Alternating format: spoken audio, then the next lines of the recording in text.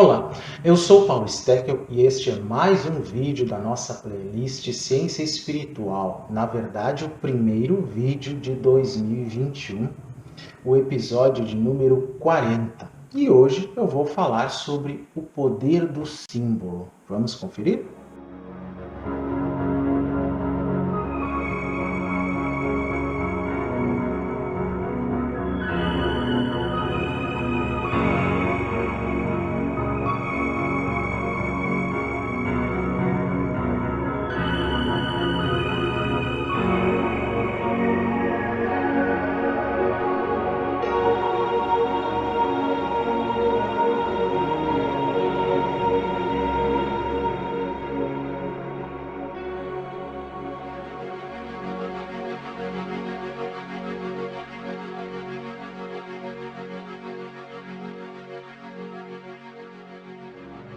Aqueles que me conhecem sabem que eu trabalho há muitos anos, na verdade, eu diria que há 32 anos com símbolos.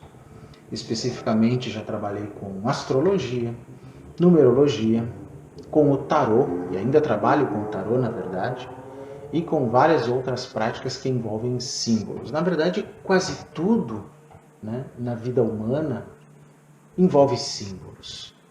Mas eu vou falar especificamente aqui nesse vídeo hoje sobre os símbolos no seu aspecto mais espiritual. E para a gente poder falar sobre isso, se os símbolos têm algum poder por si mesmos, ou eles dependem apenas da nossa mente, se existe algum símbolo que extrapole a nossa mente, tenha poder só por ser visualizado, por exemplo, nós precisamos começar com uma definição de símbolo. E aí vocês vão entender o que eu quero dizer com o poder do símbolo até o final do vídeo. Vamos lá. A palavra símbolo tem origem no grego symbolon, que designa um tipo de signo em que o significante, que é a realidade concreta, representa algo abstrato. Religiões, nações, quantidades de tempo ou matéria e assim por diante. Por força de convenção, semelhança ou contiguidade semântica, como no caso da cruz, por exemplo, que representa o cristianismo, porque é uma parte do todo que é a imagem do Cristo na cruz, do Cristo morto. Sendo um signo, símbolo é sempre algo que representa outra coisa para alguém. O símbolo é sempre um elemento essencial no processo de comunicação, encontrando-se difundido pelo cotidiano e pelas mais variadas vertentes do saber humano. Embora existam símbolos que sejam reconhecidos internacionalmente, outros só são compreendidos dentro de um determinado grupo ou contexto, por exemplo, contexto religioso, contexto cultural, contexto esotérico. Pode ser também um objeto que substitui, representa ou sugere algo. A representação específica para cada símbolo pode surgir como resultado de um processo natural ou pode ser convencionada de modo que o receptor, uma pessoa ou um grupo específico de pessoas, consiga fazer a interpretação do seu significado implícito e atribuir-lhe determinada conotação. Pode também estar mais ou menos relacionado fisicamente com o objeto ou ideia que representa, podendo não ter só uma representação gráfica ou tridimensional, como também sonora ou mesmo gestual, como no caso dos mudras indianos. Já foram encontrados símbolos gravados em cascas de ovos de avestruz que têm mais de 60 mil anos, ou seja, mais de 60 mil anos atrás já se fazia símbolos, essas figuras com significados, embora nós possamos ter dúvida hoje sobre qual é o significado de símbolos de 60 mil anos. Esses símbolos, inclusive, foram encontrados na África do Sul, há algum tempo atrás. A semiótica é a disciplina que se ocupa do estudo dos símbolos, do seu processo e sistema em geral. Outras disciplinas especificam metodologias de estudo consoante essa área, como a semântica, que se ocupa do simbolismo da linguagem, ou seja, das palavras, E nós temos que fazer uma diferença quando falamos de símbolo, entre signo, sinal e ícone. Eu disse no início que o símbolo é um signo. E qual a diferença entre signo, sinal e ícone. Parece tudo meio relacionado, parece tudo a mesma coisa, mas não é bem assim. Signo. Símbolo é um signo, não esqueçam disso. A definição clássica de signo é algo que é usado, referido ou tomado no lugar de outra coisa. Aliquid pro aliquo, né, em latim. A palavra signo, portanto, pode abarcar desde os signos naturais, também chamados de índices ou sintomas, como as nuvens carregadas e a fumaça, que indicam ou são índices de chuva e fogo, por exemplo, até os signos substitutivos, que são os ícones, né? Depois nós vamos falar deles também, como a maquete de um edifício, a planta de uma casa ou o retrato de uma pessoa. E os símbolos, a bandeira de um país, a suástica, a estrela de Davi e outros símbolos mais que existem muitos pelo mundo, né? Isso é signo, ou seja, algo referido ou usado no lugar de outra coisa. E sinal. Sinal é um signo, portanto, sinal também é um signo, assim como o símbolo também é um signo, causado ou utilizado especialmente para suscitar uma reação pré-combinada e acordada, quer em grupo, quer individualmente, sob a forma de manifestações definidas da atividade humana. Os sinais são signos que levam os homens a uma ação, levam-nos a fazer ou não fazer alguma coisa. O sinal é resultado de acordo explícito, válido para um certo grupo de pessoas. Seu propósito é o de modificar, iniciar ou sustar uma ação. Só é usado quando se pretende provocar o comportamento humano que ele deve suscitar. Então, exemplos de sinais aí. Sinais de trânsito, o apito do juiz que paralisa um jogo, a sirene que faz começar ou parar o trabalho, os sinais usados na maçonaria, que é algo que as pessoas gostam de especular muito sobre essas coisas, os sinais esotéricos das escolas de mistério, coisas desse tipo, né? E por fim, ícone. O que é um ícone? Para a semiologia e para a semiótica, é um signo visual. Novamente, ícone também é um signo, né? Sinal, símbolo, ícone, tudo é signo. Então, o ícone é um signo visual, uma imagem, que representa outro objeto por força de semelhança. Ícones são signos substitutivos, dos quais eu falei antes, podem ser usados no lugar da coisa representada, de conteúdo derivativo, né? A foto de uma paisagem, por exemplo, representa a própria paisagem.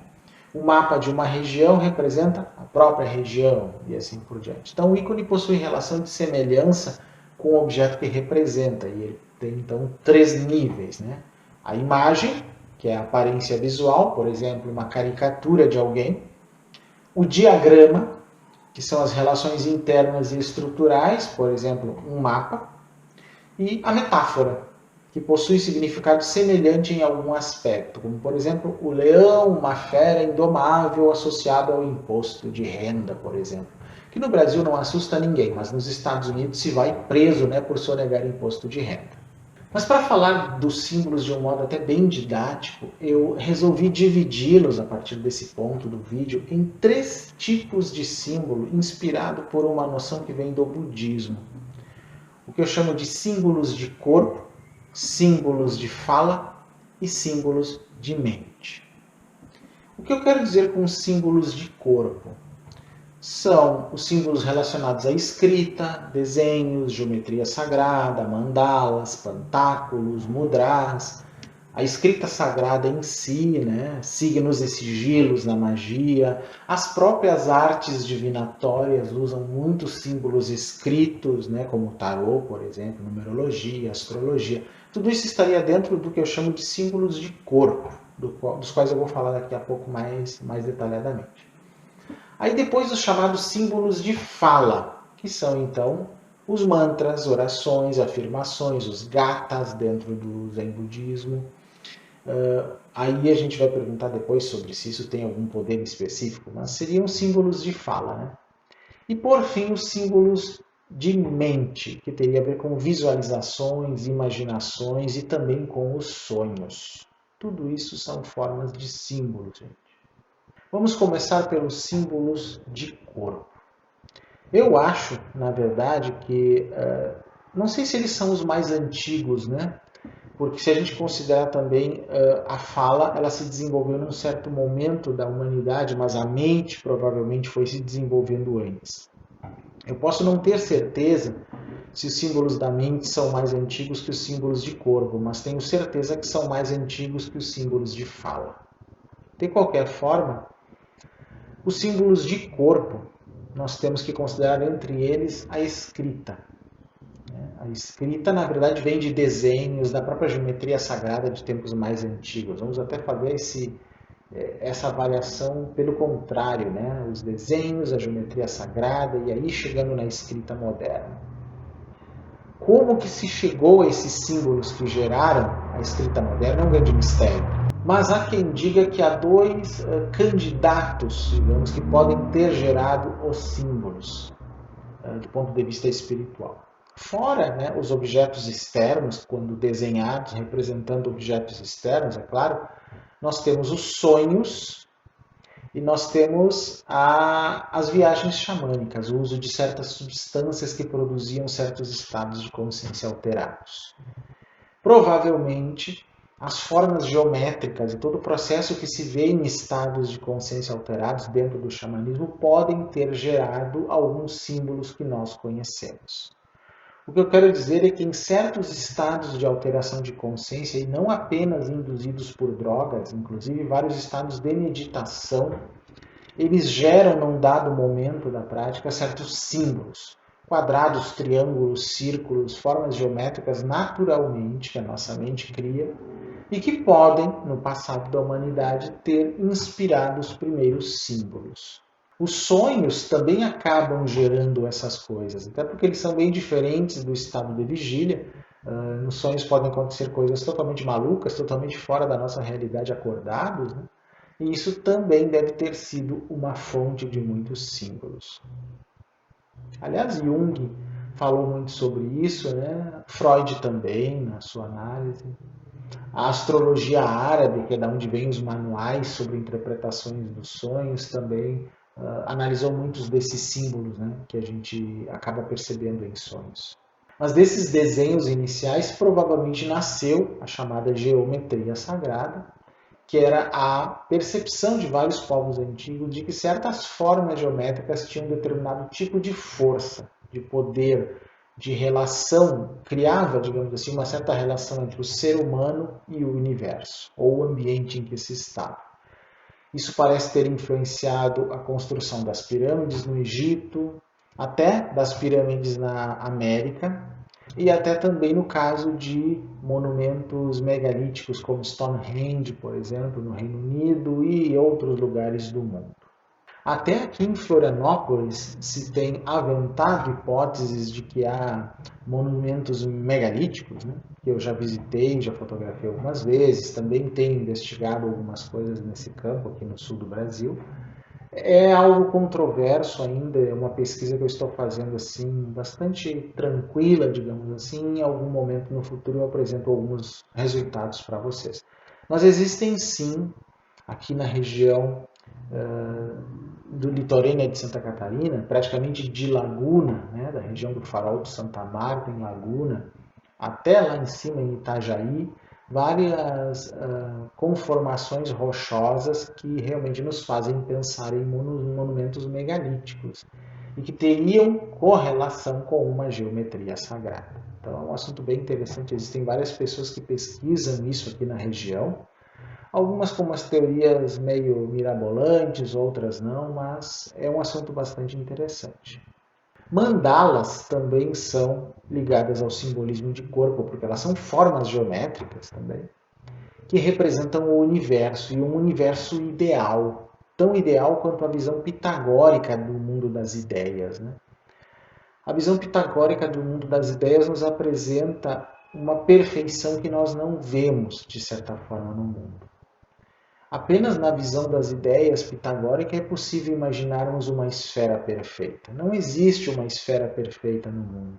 Ela sempre possui irregularidades, mesmo uma esfera em nível molecular ou em nível atômico ou subatômico. Sempre vai haver flutuação energética. Isso é um fato que, claro, para nós hoje é mais evidente depois da física moderna, da física quântica, Mas para os antigos isso não era conhecido, então eles tinham assim um grande afã pela perfeição. Eles eram mais perfeccionistas que qualquer virginiano hoje em dia, né? Eu sou um virginiano e sei o que falo. Mas na verdade as mandalas, elas representam o universo com todas as suas características, os seus pontos cardeais, colaterais, subcolaterais, todas as suas características, mas baseadas em um mundo antigo, muito diferente do mundo moderno.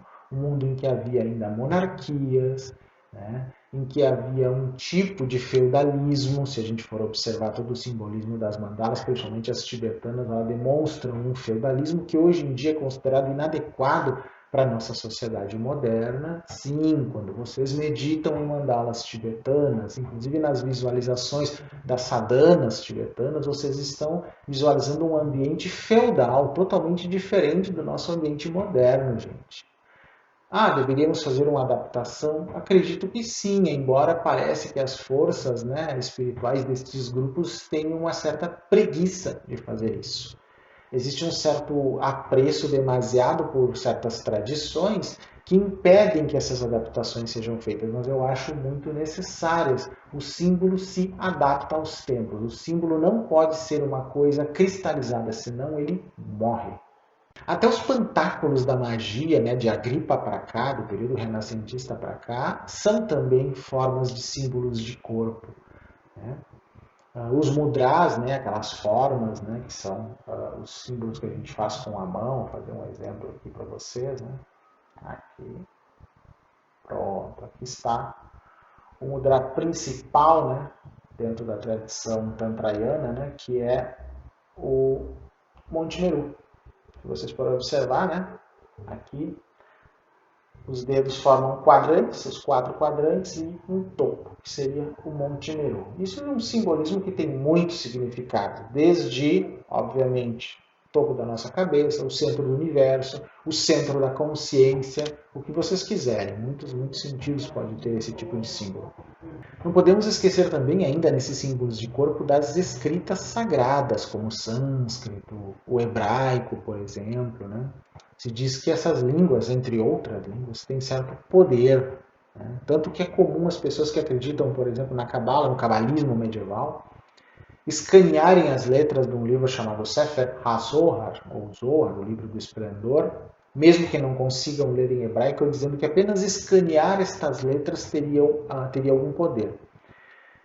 É opinião minha, gente, e eu já estudei hebraico por muitos anos na minha vida, conheço bem o Zohar, o Sefer Yetzirah, a Bíblia em hebraico. Posso dizer para vocês que não faz muito sentido se dizer que as letras, simplesmente por si mesmas, tenham algum poder. As letras, em qualquer língua, são símbolos que representam alguma coisa.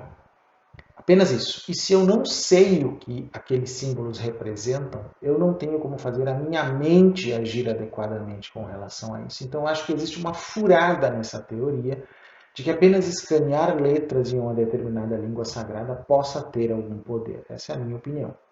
Não podemos esquecer também os signos e sigilos da magia prática que vem a partir de Cornélio Agripa e depois ali no período de Eliphas Levi, Lenin, Papos. Era muito comum, né, nas invocações da magia prática, o uso desses sigilos e destes signos. Os sigilos são determinadas assinaturas, né, angélicas ou demoníacas também, para quem quer isso, para quem acredita nisso, que na verdade são baseadas tanto em operações cabalísticas com palavras hebraicas, segundo certas tabelas, quanto em operações astrológicas e numerológicas para se chegar àqueles símbolos.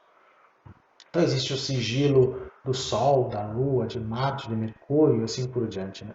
Que seriam formas, digamos, de se invocar aquelas inteligências angélicas relacionadas àqueles planetas. Isso, inclusive, faz parte de uma matéria que nem é astrologia, se chama de astrosofia, a sabedoria que vem através dos astros e seus regentes angélicos. Provavelmente vocês nunca tenham ouvido falar dessa palavra, né? Astrosofia. Quem sabe um dia eu faça um vídeo sobre esse tema, se vocês quiserem. Falem aí nos comentários se vocês gostariam. As artes divinatórias também são símbolos de corpo. Aí temos o tarô, a numerologia, a astrologia e assim por diante, né? Eu mesmo já trabalhei muito tempo com astrologia, bastante com numerologia, raramente agora eu faço isso. Mas o tarô foi sempre um simbolismo que me chamou a atenção. Eu comecei a estudar tarô lá por 13, 14 anos de idade, a partir da leitura do livro A Cabala, de Papos, que eu comecei a estudar com 14, 15 anos. Isso, obviamente, me conduziu ao tarô. Logo depois eu comprei o Tarô dos Boêmios, que é um livro de Papos, e comprei o Tarô dos Boêmios, que aqui no Brasil foi publicado, né, foi impresso como Tarô Adivinhatório pela Editora do Pensamento, há muitos anos atrás. Acho que ele ainda é editado. Mas, na verdade, é o Tarô dos Boêmios do Papos, que é um tarô bem técnico e cabalístico desenvolvido por ele a partir do conhecimento do Sefer Yetzirah, que é o livro da formação ou da criação, segundo outros, que é um livro pequeno em hebraico, é um livro que foi escrito já praticamente no período medieval, mas com uma tradição mais antiga, e que mistura a visão hebraica com algumas coisas da filosofia grega. E é possível, inclusive, identificar palavras hebraicas que são, na verdade, palavras gregas hebraizadas dentro desse texto. Que eu já estudei, fiz até um estudo bem profundo do Sefer Yetzirah no passado, que eu até nunca publiquei, inclusive, só partes dele em alguns dos meus livros, que quando eu comentar os meus próprios livros em vídeos aqui, nós vamos chegar nesse ponto. Mas o que me interessou muito no simbolismo do tarô, já desde adolescente, né, nas suas 78 cartas, foi o equilíbrio que foi dado por Papos e outros em relação aos seus arcanos, né, ou seus mistérios, como seria a tradução da palavra. Então, o tarô ele é dividido em dois grupos, um grupo de 22 cartas, né, chamado Arcanos Maiores, e um grupo menor de 56 cartas, chamado Arcanos Menores. Desses arcanos menores, inclusive, nasceu o nosso baralho comum de jogo, do jogo de pife que o pessoal faz, né? Entre outros, jogo comum que as pessoas usam no carteado.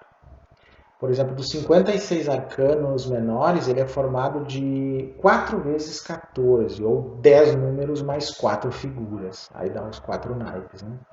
Se a gente tirar dessas 4 figuras apenas uma delas, nós temos as 52 cartas de um baralho comum. Se nós pegarmos apenas um dos arcanos menores, que é o arcano 21, o louco, e transformarmos ele no coringa das cartas do baralho moderno de jogo de pife, né, nós teremos o baralho atual. Ou seja, o baralho comum de jogo, esse que se usa para pife, só tem um arcano maior, que é o coringa, que representa o louco do tarô.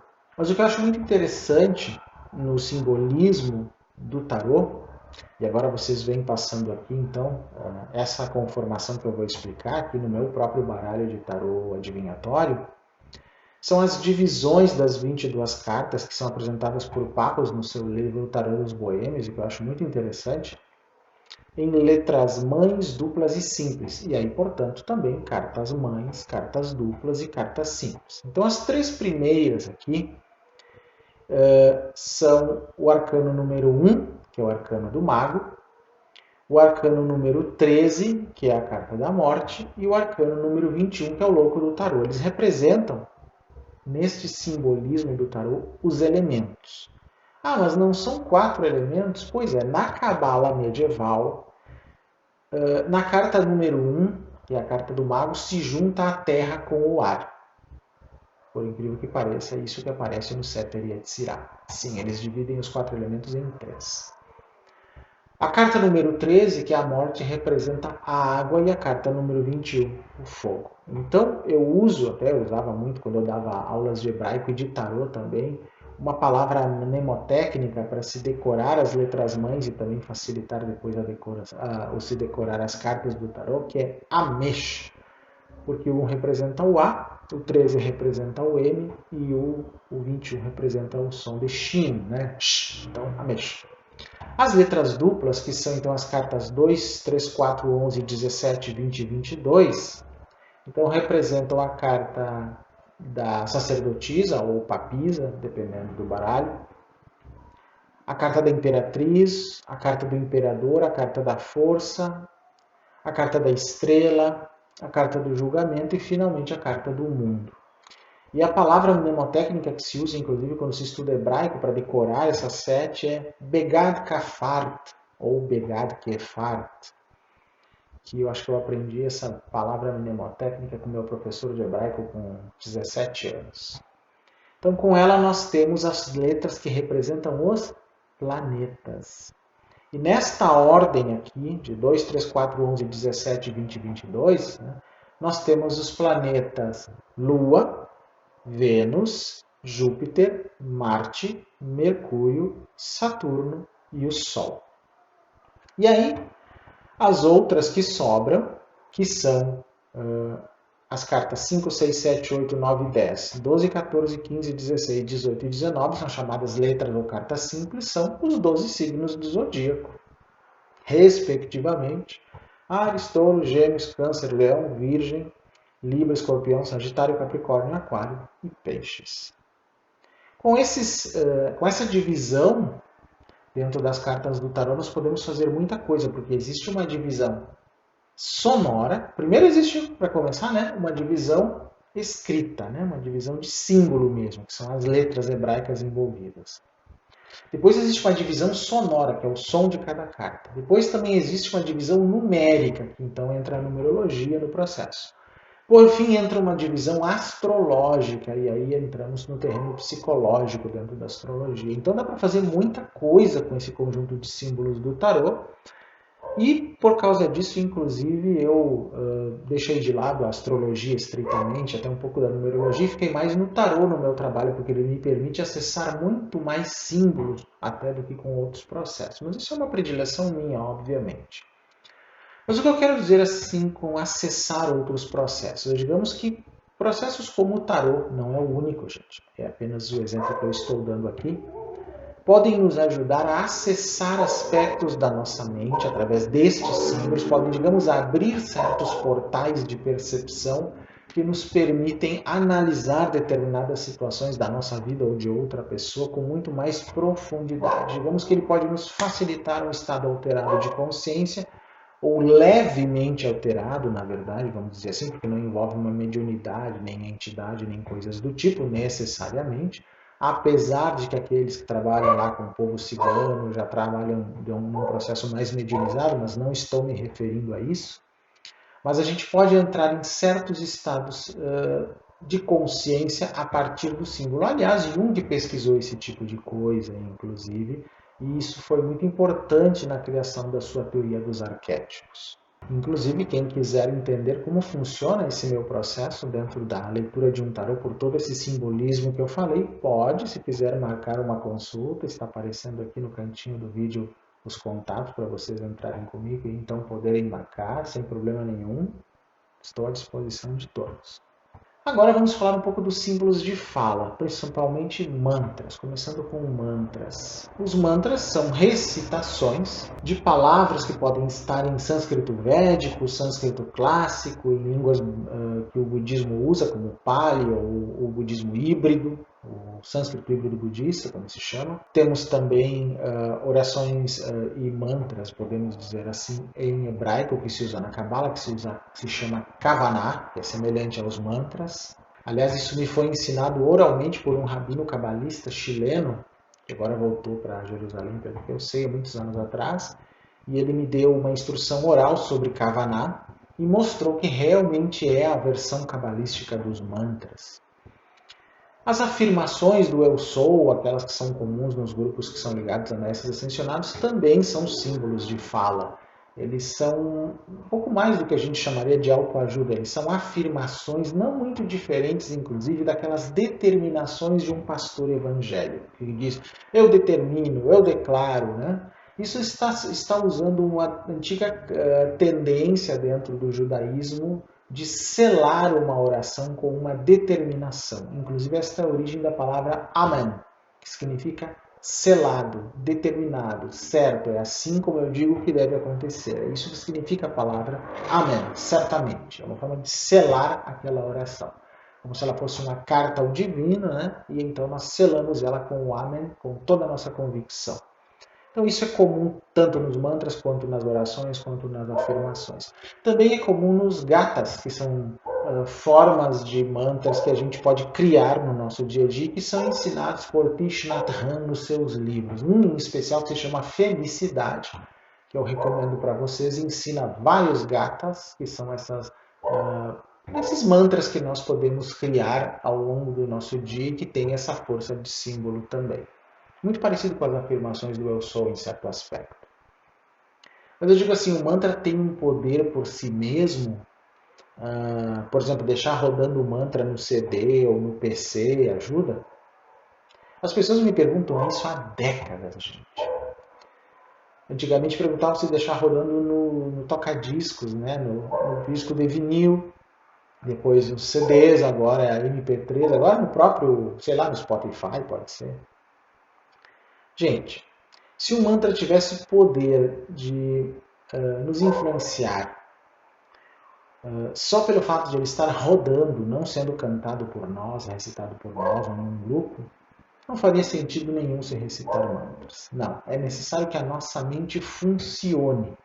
Eu até tenho uma teoria sobre isso. Se vocês deixarem o mantra rodando, mesmo que seja no PC de vocês, mas vocês prestarem muita atenção naquele mantra rodando e acompanharem mentalmente aquele mantra rodando, eu até posso teorizar que tenha algum efeito sobre a mente de vocês, sim. Sim. Ninguém falou sobre isso por aí ultimamente, mas eu acho que pela lógica da coisa, sim. Porém, se vocês deixarem ele simplesmente rodando no CD ou no PC ou no notebook, sem prestar atenção nele enquanto estão fazendo qualquer outra coisa, falando no celular ou fazendo outras coisas, não. Com certeza não. Ele não emana alguma coisa por si mesmo. Porque um mantra, uma oração, uma afirmação, um gata, é um símbolo de fala. Ele precisa ser falado, ele precisa ser verbalizado, ele precisa haver concentração. Outros símbolos, mesmo desenhos, é necessário se ter um foco sobre ele, né? No caso dos que eu falei antes. É necessário ter um foco. É o que a gente faz quando está lendo o tarô, por exemplo. Eu preciso ter um foco naquele símbolo, conectar com a pessoa para quem eu estou vendo aquele símbolo e deixar que a minha intuição funcione para dar uma resposta mais adequada. Então, o símbolo não vai fazer nada sozinho, em nenhum dos três casos, nem de corpo, nem de fala, nem de mente. Então, essas pessoas que ficam praticando 500 tipos de mantras diferentes, mas não têm nem sequer paciência para praticar aquela quantidade que é requerida nas iniciações, por exemplo, não podem ter um resultado, porque aquela quantidade requerida, sei lá, 60 mil vezes, 100 mil vezes, 1 milhão de vezes, digamos assim, ainda que não possa ser considerada estrita, é uma forma de dizer que vocês precisam se concentrar muito naquele símbolo para que ele tenha um resultado. E mais importante, gente, todo mantra tem um ensinamento relacionado a ele. Esse ensinamento é a explicação do símbolo. Se vocês não têm essa explicação do símbolo, a prática de vocês é capenga. Vocês não estão usando ela corretamente. Vocês podem até ter algum prazer no processo, algum tipo de benefício de pelo menos se acalmarem, mas o prazer não é completo. É semelhante a gente ouvir, como se faz no Brasil, muita música em inglês que a grande maioria não tem a mínima ideia do que significa. O prazer ou a experiência mental que nós temos no Brasil ouvindo essas músicas é muito mais limitada, né, se reduz à melodia, digamos assim, do que a experiência dos nativos daquela língua, em inglês, que entendem o que está sendo cantado junto com a melodia. Então é outra experiência. Tanto que, quando a gente aprende inglês e começa a escutar a música com o seu significado, nós temos outra experiência. A mesma coisa vale para os mantras, gente. Entre nós não sabermos do que se trata ou nós termos o ensinamento, a iniciação que nos mostra realmente o que aquele mantra significa. E não só gramaticalmente falando, no sentido amplo do que ele significa.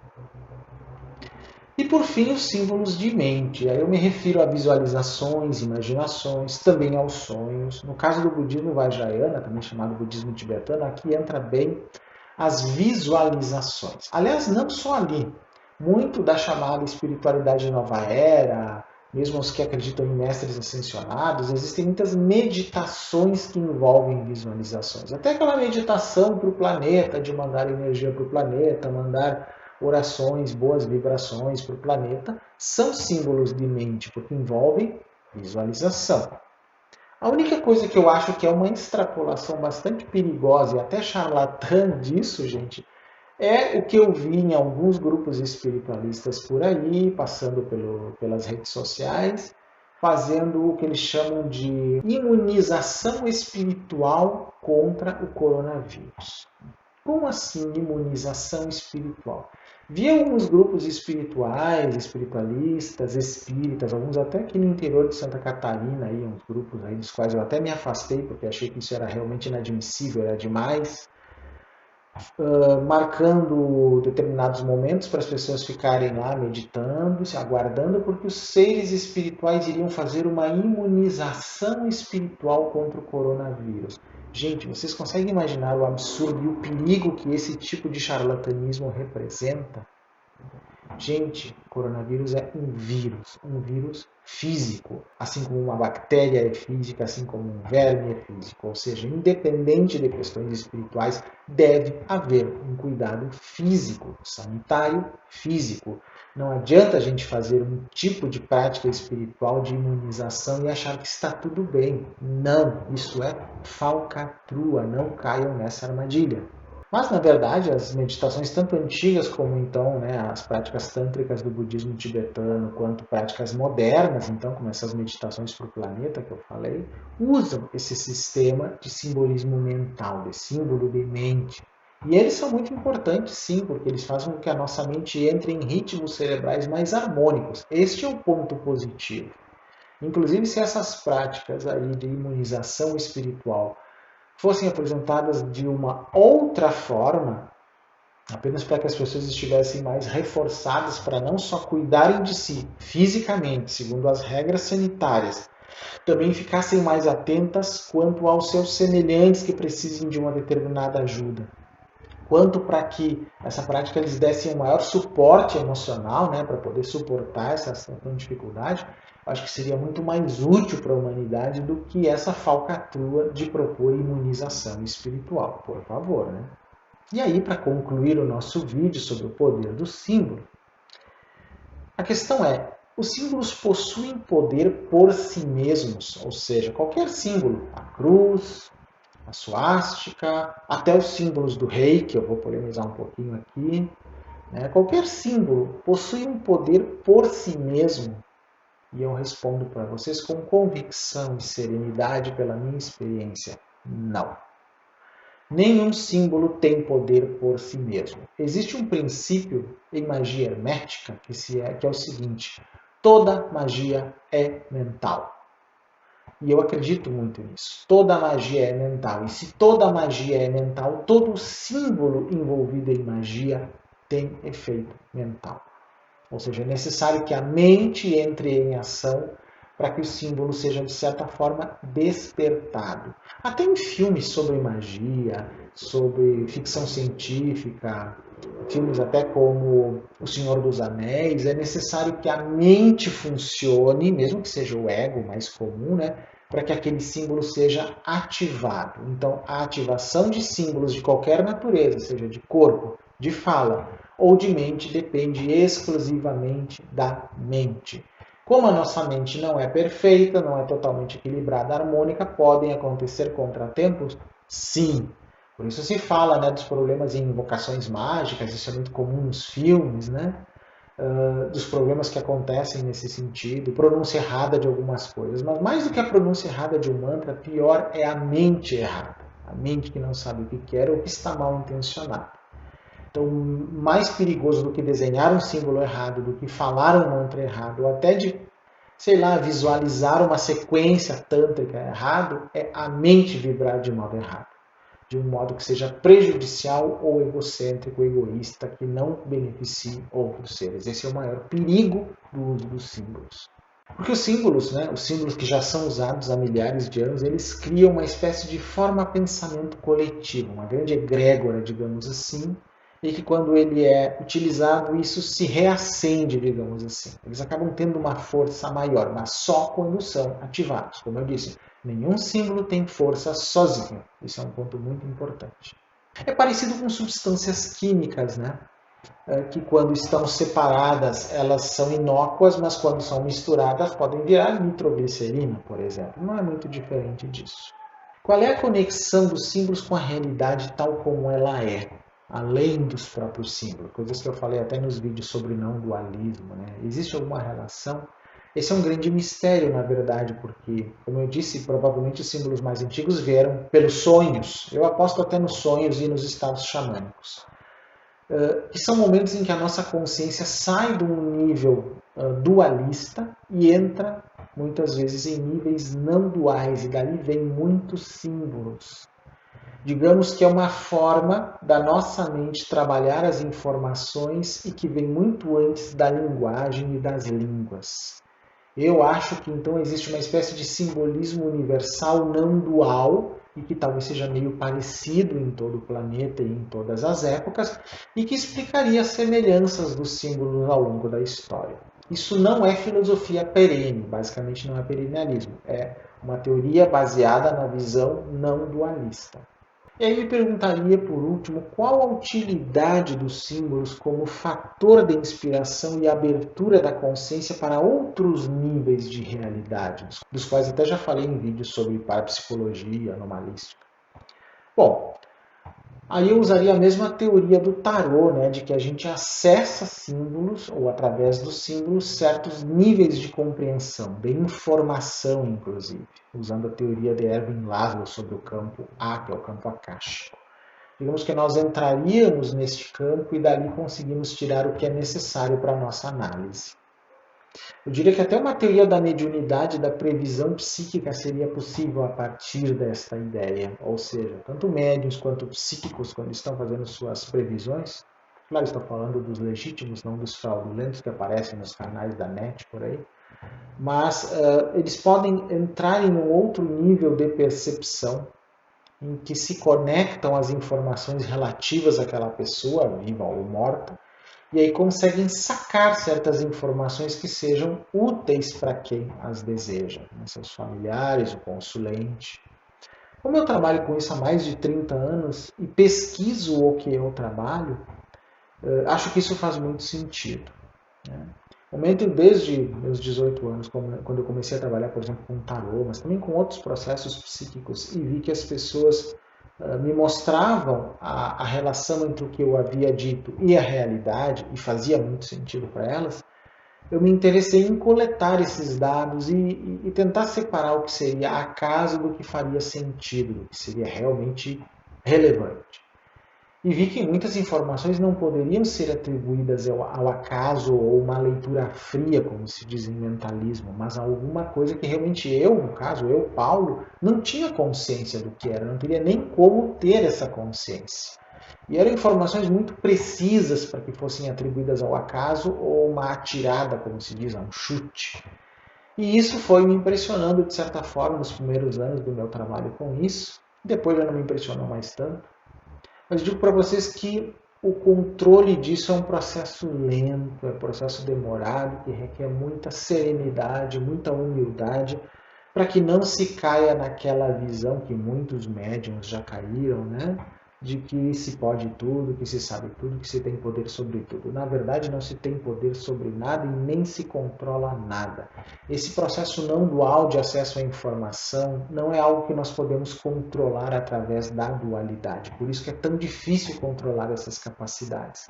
Elas, felizmente, não se dobram ao nosso ego, não se dobram aos nossos objetivos obscuros. E isso é muito bom, gente, porque senão nós estamos totalmente perdidos. E esse é o poder que o símbolo tem, né? Além de ter um poder de nos conectar a uma realidade, ter uma informação muito profunda, eles também têm o poder de fechar a nossa visão ao egoísmo, né? Fechar a nossa visão a um poder ilimitado. Não existe esse poder ilimitado dentro da dualidade. O poder ilimitado só é possível na não dualidade, num nível que está além de todas as oposições do bem e do mal, de luz e treva, de eu e outro. Ou seja, no nível dos Budas, literalmente, é que é possível esse poder supremo. Fora disso, nós não temos poder nenhum. É isso que devemos entender quando estudamos e praticamos alguma coisa através de símbolos. Espero que tenham gostado, que isso inspire vocês nos estudos místicos e até esotéricos de vocês. Na próxima semana eu retorno com algum tema muito interessante. Se gostaram do vídeo, curtam, compartilhem esse vídeo, se inscrevam no canal, divulguem o canal para que a gente continue podendo crescer e apresentar temas cada vez mais interessantes para vocês. Então sugiram também, critiquem. Eu fico feliz que absolutamente todos os vídeos que tenho lançado sempre tem comentários, sempre tem considerações e sugestões. E isso é muito bom, me deixa muito feliz. Esse, inclusive, que eu estou fazendo, foi uma sugestão de algumas pessoas que queriam que eu falasse um pouco de símbolos de tarô, dessas coisas mais místicas, né? Neste viés de uma ciência espiritual. E foi isso então que eu fiz hoje. Então na próxima semana eu volto com algum tema bem interessante para vocês. Até lá então.